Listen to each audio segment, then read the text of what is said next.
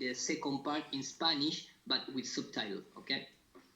Tonight's topic, science and religion. And so we combed the landscape and we found a Jesuit priest. And that is always what happened. Every time you look around, you find a Jesuit. This is the academic order of the Catholic Church. And we have with us Father Martin. Welcome to Star Talk. Thank you very much. All right.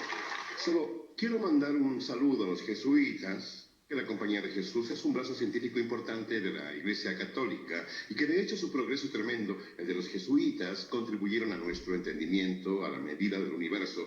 And that is the key thing, because the Jesuit order bring the understanding and the measurement of the universe. Contribuyeron a nuestro entendimiento a la medida del universo. Contribuyeron a nuestro entendimiento a la medida del universo. Following Copernicus' publications, it is probable the Jesuit order has produced more astronomers than any other demographic in Europe. That, ostensibly, a religious order should produce so many scientists should cause surprise. However, as these scientists have focused nearly exclusively in but one area, this gives us reason to question. So that is all about. It gives us reason to question, because all the measurements that we have today, it came from that astronomical unit.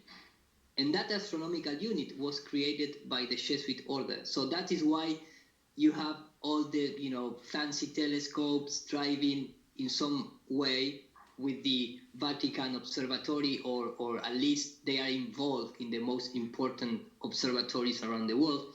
And they always have this type of missionaries, because they are, even in this list here, let me just get back a little bit here. For example, we talk about the China intervention of the Jesuit, and here you have the word, astronomer and missionary to China, because they enter into your community like, I bring the word of God, I want peace all over the place, let me just make my mission. And, 2 days later, you have even your woman pregnant by a Jesuit.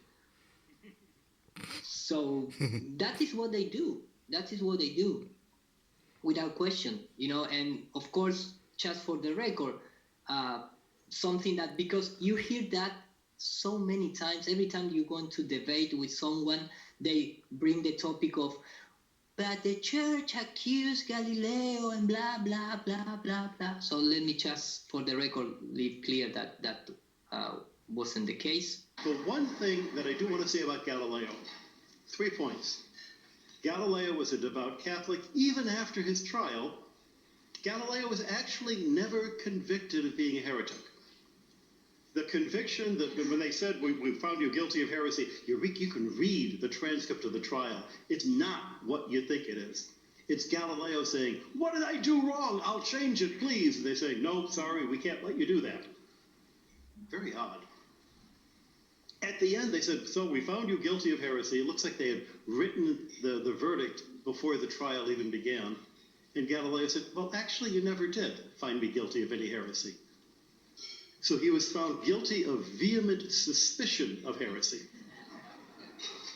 And the famous scene where he has to abjure his teachings, what he actually says is, in rites and signs, is, I reject anything and everything in my writings which is contrary to the teachings of the church, without ever specifying any of those things. I mean, he could have been a Jesuit, right? He could have been a Jesuit, right?